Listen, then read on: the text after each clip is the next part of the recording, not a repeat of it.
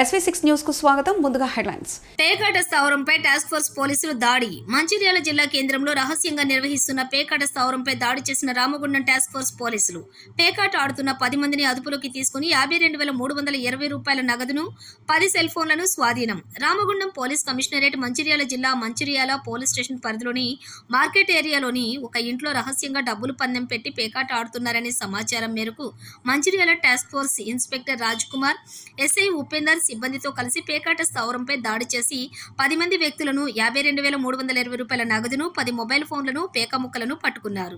ఈ సందర్భంగా task force అధికారులు మాట్లాడుతూ నిందితుల వివరాలు ఈ విధంగా ఉన్నాయని తెలుపుతూ, ఒకరు సల్మాన్ జీవన్ కుమార్ సన్ ఆఫ్ కిషన్, వయసు 50 సంవత్సరాలు, కులం వైశ్య, వ్యాపారి, గౌతమినగర్, మంచిర్యాల. మరొకరు రెండో వ్యక్తి బుద్దారి శంకర్ సన్ ఆఫ్ లింగయ్య, వయసు 45 సంవత్సరాలు, కులం మున్నూరు కాపు, ఓసీసీ, వ్యాపారం, మంచిర్యాల, హమాలివాడ.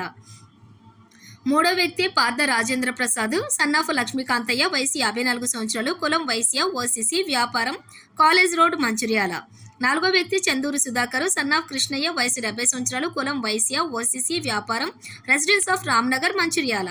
ఐదో వ్యక్తి గోపాల్ శర్మ, వయసు 38 సంవత్సరాలు, కులం బ్రాహ్మణ, ఓసీసీ, వ్యాపారం, మంచిర్యాల.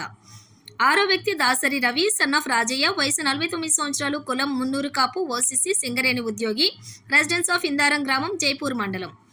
ఏడో వ్యక్తి పులి శ్రీనివాసు సన్ ఆఫ్ మల్లయ్య, వయసు 47 సంవత్సరాలు, కులం గౌడ్స్, ఓసీసీ, వ్యాపారం, రెసిడెన్స్ ఆఫ్ రామకృష్ణపూర్, రామాలయం ఏరియా. ఎనిమిదో వ్యక్తి భువనగిరి యాదగిరి సన్ ఆఫ్ సోమలింగం, వయసు 61 సంవత్సరాలు, కులం వైశ్య, ఓసీసీ, రిటైర్డ్, ఎస్సీసీఎల్ ఉద్యోగి, రెసిడెన్స్ ఆఫ్ తోళ్లవాగు, మంచిర్యాల. తొమ్మిదో వ్యక్తి సునీల్ కుమార్ బల్ద్వా సన్ ఆఫ్ నారాయణ దాస్, వయసు 49 సంవత్సరాలు, కులం Marwadi, OCC, business, residence of Srinivas talkies line, Mancherial. పదో వ్యక్తి మెట్టపల్లి రామారావు సన్ ఆఫ్ కిషన్, వయసు 50 సంవత్సరాలు, కులం వెలమ, ఓసీసీ, వ్యాపారం, మంచిర్యాల.